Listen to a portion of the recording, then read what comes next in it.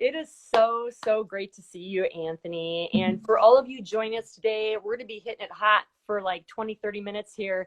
And Anthony is going to drop some amazing information. But I want you guys to know we're going to be delving even deeper on some of the things we're talking about today in a podcast that I recorded with him, going even deeper next week. It'll be coming out. We'll be promoting that.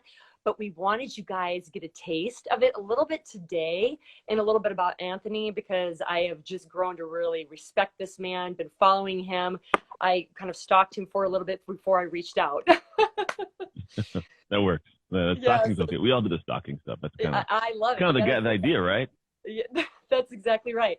Well, what I love about Anthony, everybody, if you're not following him, he is really what I will consider a high performance coach. And he can go into a little bit more detail about his journey here in just a second. But he has done so many things in his life. But what he's doing right now with a lot of high performers is he focuses a lot on identity and identity shifting and how it can really maximize so many different areas of your life. And today, Anthony, I want to talk a little bit about identity with you, but specifically around optimizing dreams, because a lot of us right now are in this phase last quarter of looking into next year. What are our goals? What are our dreams? And you know how that is, you get all excited and then you start doubting, and a lot of it has to do with identity. And I know you and I have talked a lot about that and the power of dialing in your specific identities. So looking at identity and dreams, let's first start with what you think, because I think everybody thinks they know what identity means, but I would love your idea of what identity truly means, what the vision should be in people's mind when they're creating success for themselves. What does identity mean to you? Yeah, I mean, there's a lot of ways to look at it. Identity is this thing when you first hear it, people are like, oh, I don't want to change my identity.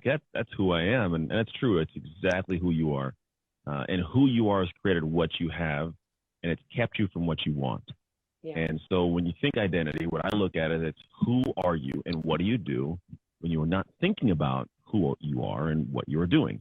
And it's those kind of, it's in-between moments of, it's pretty much how do I plan things? Like, do I take big dreams and take big shots? Because the planning portion of your life is the most critical. How do I handle the plans when I'm met with the moment to execute?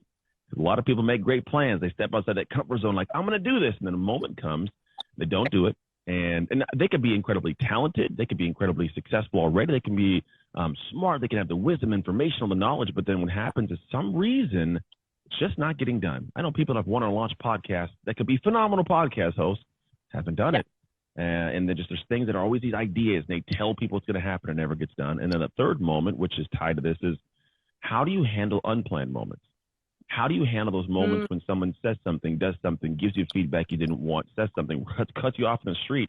What's your disposition when somebody says to me? How do you filter it? How do you respond to it? Because those moments, they make or break your life. And your identity is in place, and it seeps through in ways that you're completely unaware of until one, almost never, or two, way past that moment. And it's already passed, and then you have to make an excuse, and it's just all this craziness. And so the realm of identity I work in is like, how do I go back and realize, one, this was programmed for you before you were 16 years old. Yes. Unintentionally by the teachers, the coaches, the TV shows, the radio. It was all put into your brain, and you didn't even know it. None of us knew it. It's just we were trying to figure out how to survive. And that programming ran our lives for a while. It's how we understand what's possible, what we plan for. It's how we handle the planned moments we run into, and it's how we handle unplanned moments.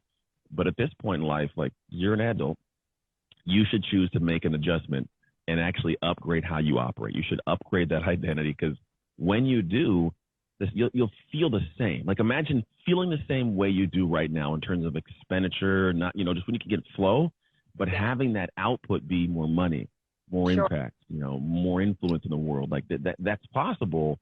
But the problem is a lot of us are willing it to be. We're trying to buckle down and get this done. And it's day in, day out. And so you burn out. And then you wonder why all the successful people go like, I'm killing it. And they look like they make it easy. It's like, why is so-and-so doing it?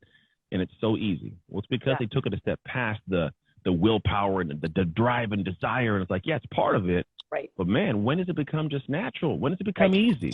Right. It becomes easy when it becomes who you are to do those things, which is an identity level shift. I love that. And as we're going here, you guys, if there's any questions that you have, we want this to be your time. So please put them in the comment box and we will address them. But Anthony, you said a couple things here. In one, I think is actually a couple points here. But the first thing you said is the third component of identity is when we get, I call it triggered. It doesn't matter if it's a person, place, or thing during Yeah. our day. This whole year, I mean, this year's been a little bit maybe more intense for some people, but even beyond this year, we're going to get triggered. We're going to have people, like I said, make comments or make us doubt ourselves or just going forward. And I think it is such a powerful point that you made about identity and being so dialed in that no matter what the noise is, no matter what anybody is saying, that Mhm. you're so steadfast, so passionate about what you're doing and who you are, you filter through Yeah. the noise. What would you say to the crew here that has helped you filter more quickly through, I'll just say Mhm. the noise or the negative noise or the people that Yeah. not Yeah. in you? How do you do that with your identity? Yeah, I had that question in my inbox today from, I think it Uh, was Jahura or someone from Australia. She says, yeah, I want to post videos, and it's scary. She's like, the moment that it comes to either record it or it's recorded and to post it, she's like, I just get stuck. She's like, yeah, I don't post it because I'm worried about what to do and what are they going to say. And these things become these debilitating fears. And it's like, you know what? It's easier to just not post it and deal with the regret. That's right, actually true. There's almost an acceptance of the pain, right? And right, so for me, what I look at is when I want to look through, filtering out the noise, I look at a right, couple things. And I had a client, actually, I talked to this morning about this. There's a couple things. There's a fear of what if somebody finds me out, that I'm not the greatest? What if another expert sees my stuff and down talks it? right, What if somebody says something rude or negative? There's a fear around that. And right, there's also this thought of like, am I the right one to put this out? How can I, and so right, the noise of chasing a goal is a very difficult thing because what happens is like this noise becomes so loud it drowns out the voice that says to do this. And right. then we listen to the wrong voice. So here's what I'm going to give you some coaching points to be able to work past these things. Awesome. First off, have some realizations that one, not everybody loves Jesus, man. Like there's like not everybody's going to love you, Right. and that's okay. And I'll explain to her you can look at it kind of like this. Whenever I put something out and I get people that are negative and they give me feedback, and well, what happens is my energy goes to that place of like, oh man, this person doesn't like it, and da da da. But the reality is, I've never met a person in a joyous place inside who's felt like giving that to me. Yeah. I never met an amazing person like, hey, I'm having a great day. Your stuff sucks. Like it's never been the case. So Right. what I typically find is when people are doing that, it's like it's more about their position, their space. Now they may have a valid point, but the way it's being said may suck, and that's okay. But here's what it does for me. It lets me realize that someone's watching, right? And if somebody knows me enough to dislike me, that Yeah. means there are a lot of people that know me enough to love me. Totally. Love And it. and what happens, and if you can get to the point of sharing enough of who you are that people love you, you find something unique happens. One, people that are in your realm will see that and they'll take care of it. You don't even got to do anything. Right. And then two, get to the point of realizing that you serve the ones who make you feel good, and then the ones who say something negative, you hug them. Like, hey, I'm Right. sorry you felt that my stuff sucks. I apologize that that I was in your feed. It wasn't my fault. Blame it on Facebook or Instagram. But man, if something's going on in your life and it could help you, I hope you actually read it and watch it outside of what I'm saying. And maybe I'm the wrong guy to say it, but this message could help you. And you press on with your life. So Yeah. what you do is you navigate that. And here's what you didn't see that I did that a lot of people should do. You should plan out how you respond to things that scare you. Most people don't do what's called fear casting. There's this massive fear of what's going to go on and what could take place. Write it on a piece of paper. Like get a piece of paper out, write it on a piece of paper, and then next to it say, how would I handle this? How would I handle this? How would I handle this? Okay, good. All these bad things happen. I got a plan for handling it. So let me go do this thing. If it so happens, I will do this or this or this. And if something happens in this realm and it's outside of what I planned, well, now I got done a process to figure out a solution. Let me just do a new one real fast. Yeah. And it becomes less fearful to press out. And the other part of that is, what's the cost? Like, what's the opportunity cost you're missing for not putting yourself out there and playing above that noise? What are you missing out on impact? What are you missing out on income? What are you missing out on reach? What are you missing out on just expression for yourself? So look at the opportunity cost of what you get past that scary thing, because all the great things, and they happen past the fear. Yeah. And then if you look in the tactical way, we'll call it of getting past the noise, here's what you got to do. You got to realize that although there are people in your space that might be further down the road, they could say a message that could be identical to yours. Totally. And someone will not care about them, but they'll like it because they like you. Right. And they'll understand you. And so it's okay to just put your thought out there, your mind out there. Because, yeah, some people are not going to like it, but there's going to be people who are like, oh, my gosh, I love this. And they lean into your stuff. And so, man, I'm telling you that there's there's nothing that can go wrong with posting stuff on social if it's your heart. Because even if it's like really, if it's really against the common norm, there's still gonna be people that'll be on your ship. And if you live from a space of being so worried about what these people who they don't even care and they're not going to be served by you think, then you rob the world of the gift of you. Yeah. You rob the people who would be gifted by your heart, gifted by your perspective, and actually would benefit you in the long run by sharing with them. So nowadays, man, everybody's online and everybody forgets. Yeah. I mean, there's things I post that I realized, like, I forgot. I couldn't tell you what I posted last week. You know what I mean? Like, everybody forgets.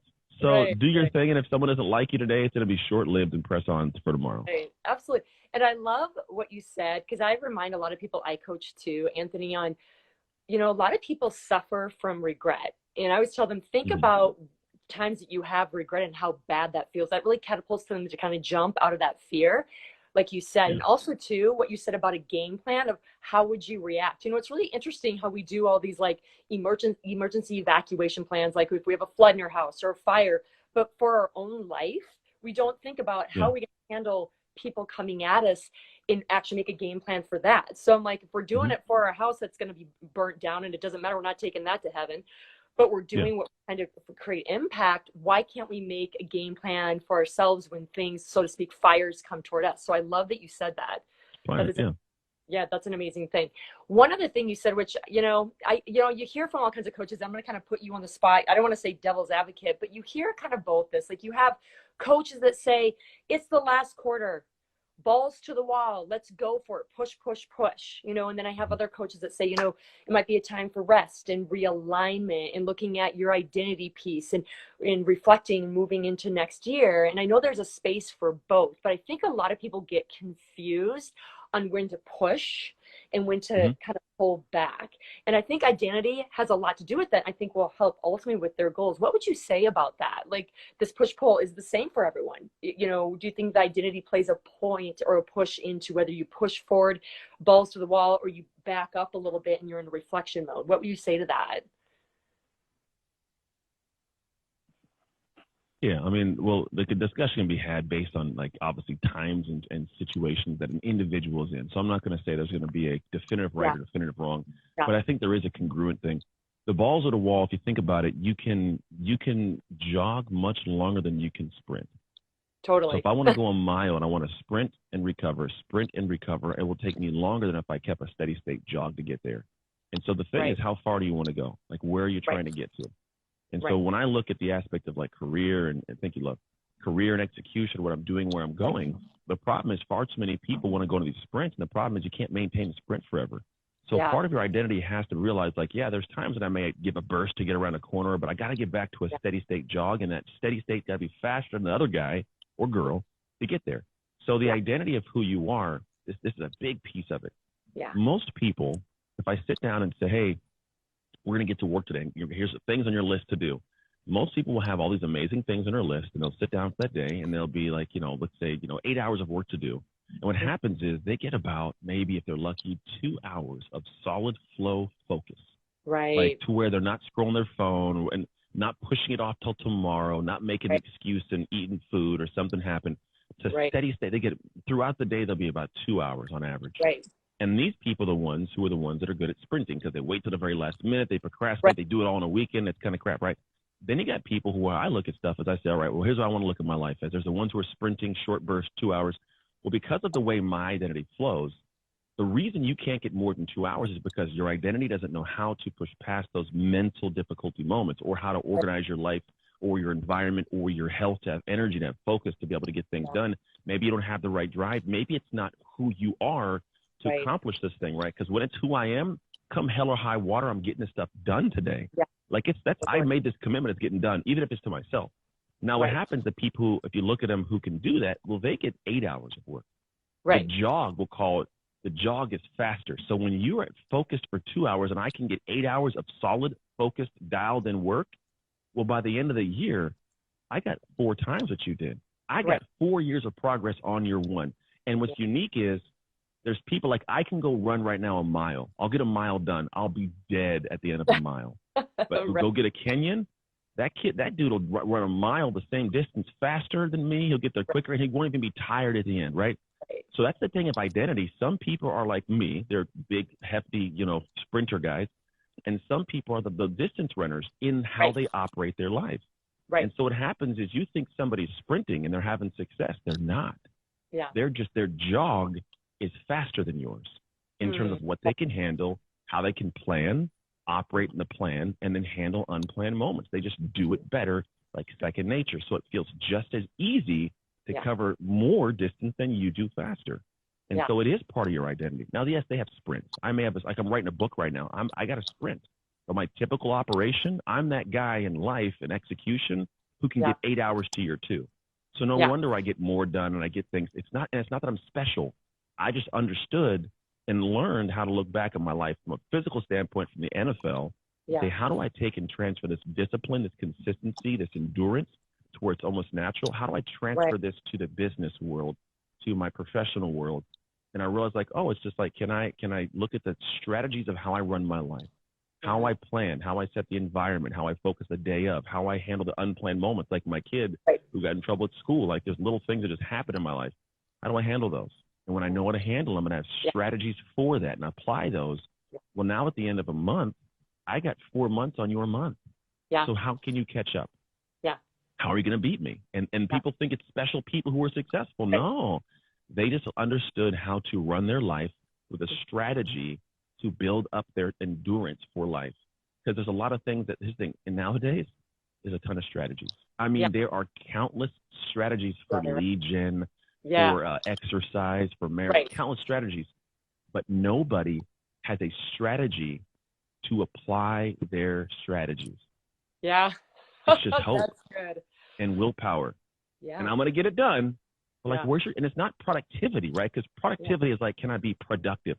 I can be productive for a couple hours in a day, but is it who you are to execute at a level far beyond for longer without getting overwhelmed and stressed? Because that's my identity. And those who are successful, that's their identity at that level. And the moment you get that, like the moment your head goes, oh, there's nothing wrong with me, but if I want that dream, it's not the next thing I know, but it's who I am to get there.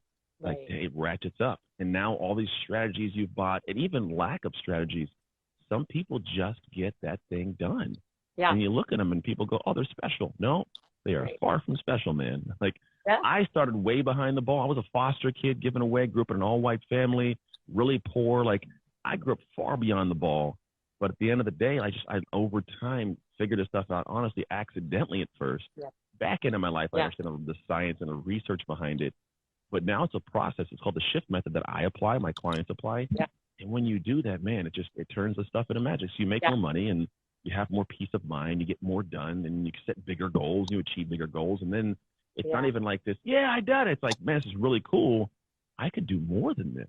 Like, man, I can actually accomplish more than I ever thought was even possible. And it's cool to see that happen. Yeah, I think that's great. And remember, you guys, if you have any questions, let me know. But I'm loving what Anthony is saying. But honestly, it sounds like when you take people, and I do similar things, Anthony, but when you take people through, I love what you said, a strategy to your strategy, to actually have people optimize their identity by getting things done in an efficient amount of time and getting faster at their jog. I love that. Do you find that's pretty different from person to person? Or do you find there's a common theme for people to get their dreams attained by living in a certain identity? What would you say to that? Yeah, it's like I'd probably say 80% of the things are the same for people. I mean, let's be honest. I mean, most people set goals and they get planners, have no idea how to plan. They have no idea how to break down the goal. They don't execute the individual steps. They get to a step and they set aside 2 hours, but it's going to take 10 and they shut down and go watch Netflix. That's some of the same stuff. And there are strategies to how do you organize your day, deconstruct projects. Implement things to spread out multiple projects to work on more than one at one given time. There's ways to do all this. But then you do have the nuances, which are like, okay, well, their sole focus right now is like, I'm at $1 million in a business. How do I make more? Well, you got to delegate. So now their time isn't doing it, but it's backing up and figuring out how do I teach somebody else to do it. For some people, it's their marriage. It's a relationship issue. And I've been in this relationship for the same amount of time as this person, obviously, right? But the thing is, we have different things to work on. Like there's different aspects. And so it's not a matter of just rigidly doing stuff. Sometimes it's having the energy and the strength to suppress, to give, to pop the Right. ego back, to swallow your pride in certain aspects. There's different work. But Yeah. once you understand what that work is and you accept that work, Right. then it is a matter of like, let me start operating at a different level. Because operation isn't just checking boxes and ticking things off, but it's Right. what's my disposition? What's my Right. fortitude? You know, how Right. am I consistent and disciplined when nobody's watching? Like, how do these things operate to where I have this centered pride around protecting that person that does this specific thing when no one else sees it? And then what happens is now it becomes easier and easier to do these things, because when you get to the point of going from like, this overwhelms me, I hate doing this sucks, to where I'll feel weird if I don't do this. I'll hate myself for not. Right. There's a release of the Right. release of this energy. There's a release of this like rigid, like, oh, I gotta do it. It's Right. more of Right. like, I'm gonna get this I done. get Like, to. okay, I'm gonna get this. Right. Yeah, it's a I love different. And it. so think about it. If me and you were doing the same thing, same goal, and Yeah. you hate that thing and it drives Right. you insane, but I'm like, oh, I love this. Let me go do this. Right. Who's gonna win? Right. Me, Of because it course. doesn't drain Right. my soul. So when you Right. can get to Right. that point, it's much better. But it is different for people. Like the 80% is about the same. That back 20, it's Yeah. nuanced, because what we do is we architect that ideal identity. Like, I architect who you're trying to be. How to, like, there's a process we go through Yeah. for you to look at the 6 core drivers of your identity and Yeah. figure out how do you want each one to work together and work in harmony. And Right. once I know what that is, now I got to deconstruct and go back and say, okay, what are the habits, actions, reactions, and drivers for those? And then Yeah. how do I merge them together and start living my life that way? And Yeah. then over time, you become that. So you do those things and you have that thing you want. I love what you just said. And Anthony, I'm not sure if you've gotten this with some of your people you coach, but whether I'm kind of working with someone that's working with a huge team, or someone just trying to work on creating just a better life with their family, just during this year, there's been a lot of people taken out of their identity. They're kind of questioning Oh, yeah. who they are, and it's affecting whether, again, you're coaching someone that has a team of 50, or they're just trying to dial in their kids at home and be a leader there. And I know you talk a lot about the identity gap, trying to close that in, and that's where you start with a lot of your Yeah. people. And I'm not sure if you're even doing it a little bit Yeah. differently. You just talked about, which I want you to just say again, the 6 different drivers, which I think are really important points where people can start to help with the identity gap, no matter if it's for the family or a 50 plus employee company. But like you said, I think there's this 80% core that people are a little bit in crisis. Even these Oh, yeah. rock star leaders are like, I'm kind of questioning where I'm going with the company, where I'm going with myself.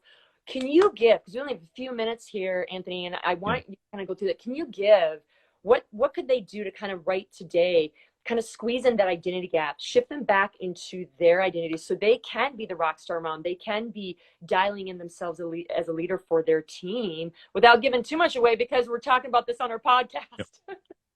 What would that be for you? Yeah. No worries.